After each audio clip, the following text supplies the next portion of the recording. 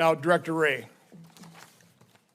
I'm assuming you've seen and read the letter that Senator Grassley wrote to you and Attorney General Garland on October 24th?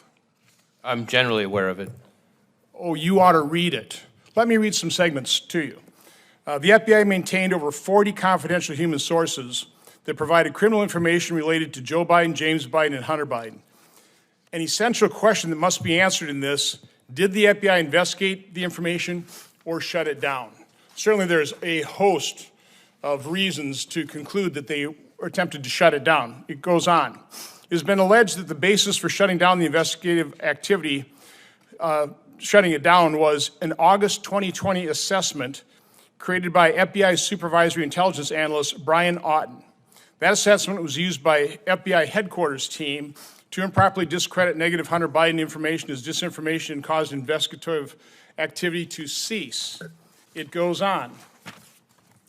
Analyst Brian Auten opened the aforementioned assessment, which was used by the Foreign Influence Task Force to seek out CHS holdings at FBI field offices across the country relating to the Biden family and falsely discredit them as foreign disinformation. My staff calls that catch and kill.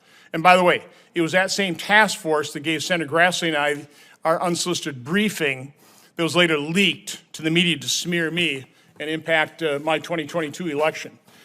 Senator Grassley concludes, there appears to be an effort within the Justice Department and FBI to shut down investigative activity relating to the Biden family.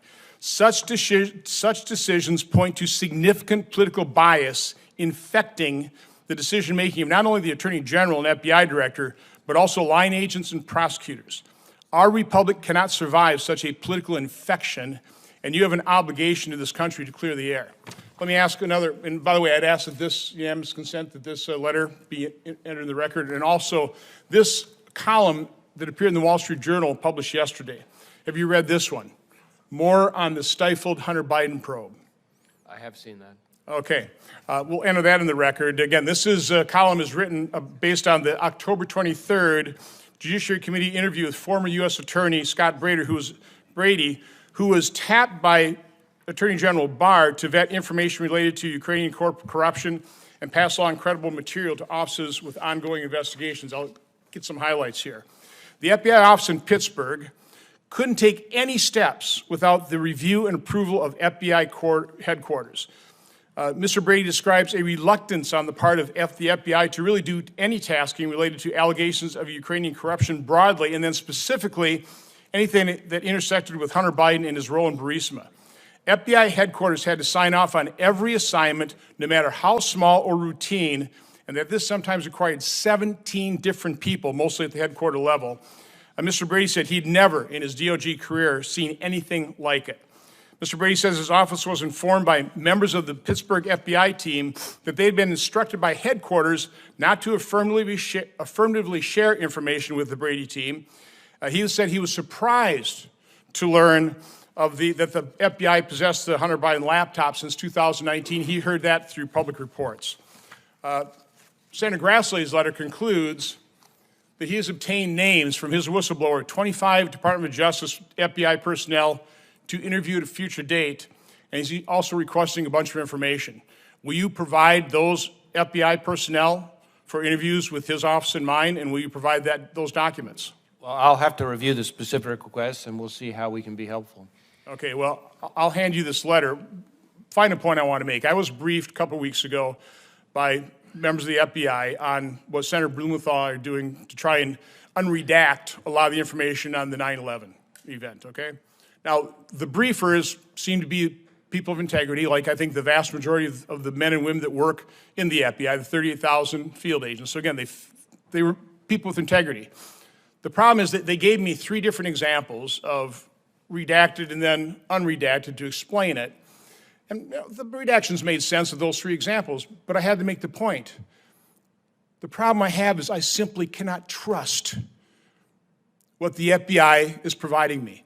And I don't say that with any joy in my heart. That's a travesty. The American people want to believe and have trust in the FBI. We want credibility and integrity restored to your institution. But Director Wray, you have not done that since assuming office. And I could go through a long laundry list of the reasons why that trust has been violated. I don't have it right now. I'm happy to sit down and meet with you and go over these things in detail, but I would say, because they asked me, what can we do to restore trust? Start being transparent. My final point is, and this is actually a question, why is it, I mean, this makes no sense. I'm an elected U.S. Senator. I have the highest security clearance.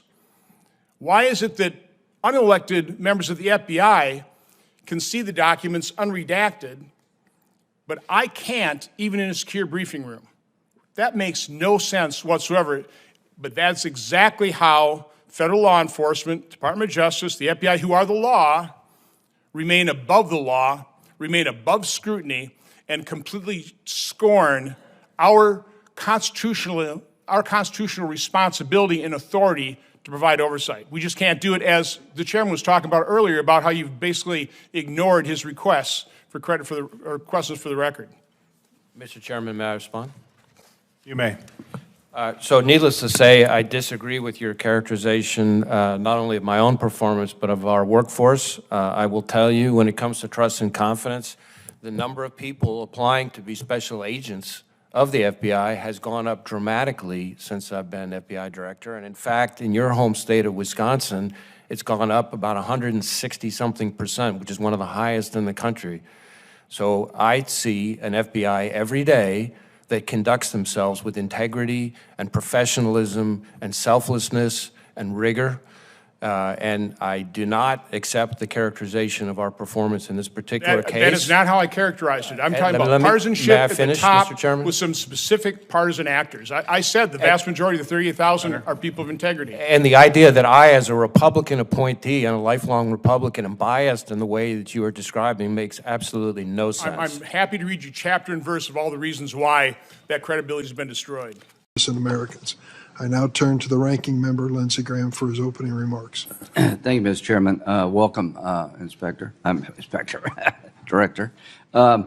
So we really appreciate you coming. Now's a good time to have an honest talk with the American people through the committee about the dangers we face, what the FBI is doing every day, and how we can, make you stronger in the face of a lot of threats. You'll be asked about the FBI's role in monitoring religious organizations. The debacle called Crossfire Hurricane hangs in the air in the conservative world, and so we're going to move forward. You'll be asked some tough questions, and I appreciate you being here today.